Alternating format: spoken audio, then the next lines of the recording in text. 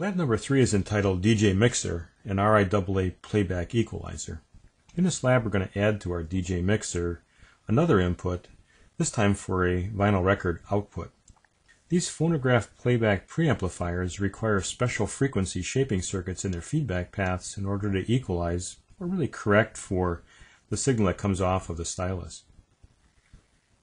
So in this lab you're going to design one of these circuits. On page 2 there's a block diagram of what's called a recording and playback equalization scheme.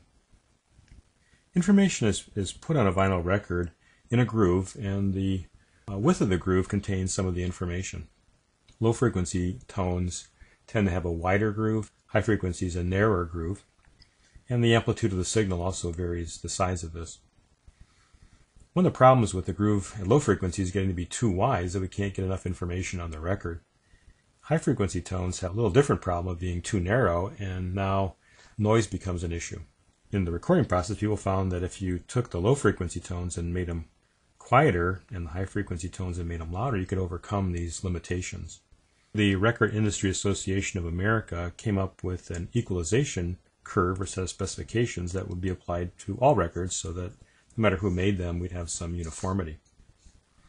In playing back the record, we have to do just the opposite because we've actually made the high frequency tones louder and the low frequency tones softer, so it'd be almost like treble control.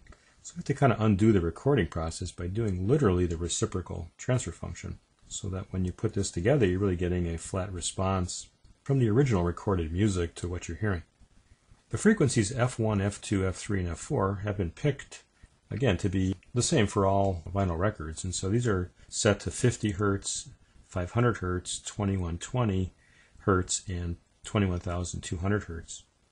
Now, these are all real poles and real zeros. There's a pole here, and then a zero, a pole, and then a zero. So we could use either an inverting or a non-inverting structure. There's actually a supplemental problem that does a non-inverting structure, but as we'll see a little bit later in the course, there is some distortion caused by a thing called common mode gain in a inverting and non-inverting structure, and be very low in an inverting amplifier structure. So let me put together a schematic to try to realize these poles and zeros.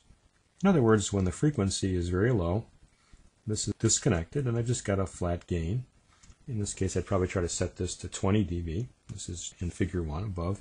And then as the frequency increases, I want the gain to start to drop at F1. And so as this capacitor goes from an open circuit to a short circuit, I now have something in parallel with this, and I can bring the gain down from the value at low frequencies. And then at frequency F3, I have to get, likewise, a similar type of reduction between F3 and F4. And so I'll put another resistor in parallel with this one, which is in parallel with this one, which again bring that gain down versus frequency. And so I can begin to realize these poles and zeros with this structure of R's and C's.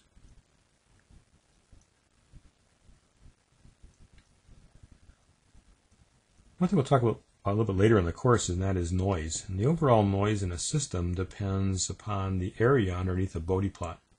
I should say it's proportional to it. So the less area we have, the less noise we'll have. What we have right now is this curve in black. And since I can't hear below 20 Hertz, why don't I just roll that off? So I need to somehow disconnect my signal from the op amp, and I can do that with a series capacitor with R1. Creating a root over here like we've done some examples in class. Likewise over here, the root for F4 is at around 21.2 kilohertz, and so since we can't hear beyond that, why don't we try to roll that off? You could do that by putting another capacitor across this resistor, so as the frequency gets high enough, eventually we just short out these resistors and the gain begins to approach minus infinity dB, which is a gain of 0. Now the values for X and Y really depend on the size of signal we're picking up off the stylus. It's usually in the order of hundreds of microvolts or a fraction of that. So I need to have the value here around 60 dB to be able to get this up to an audible level. And that would make this value here about 20 dB less. This is 1 decade apart, and we're rolling off at 20 dB per decade. Could pick the resistors in this design above so that that's true. So when I get to this frequency, I'd be looking at the ratio of R1 to R2. But a stylus needs to be terminated in a resistive value of about 47K for the stylus to produce the signals back that you can listen to.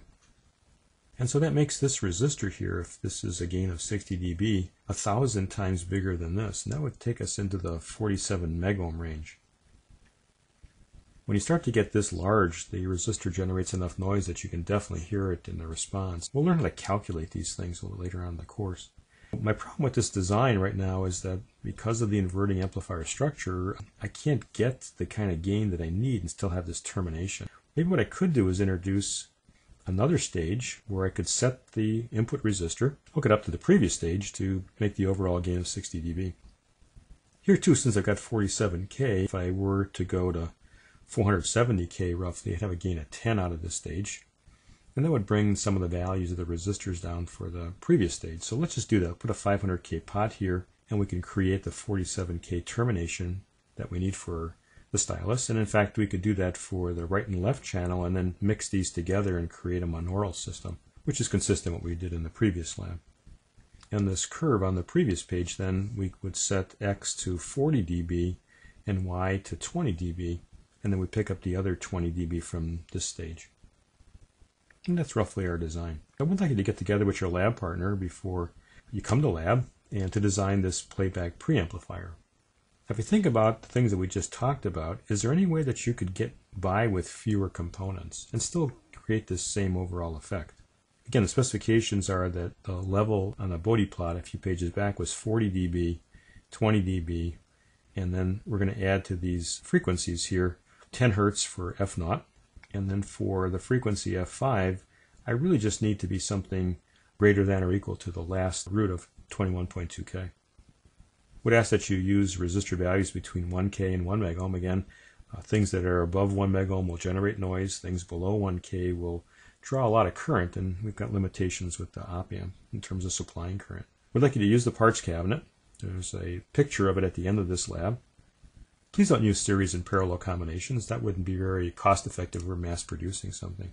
Now, if you just can't figure this out, you could use supplemental problem 2.5 that's in our class notes.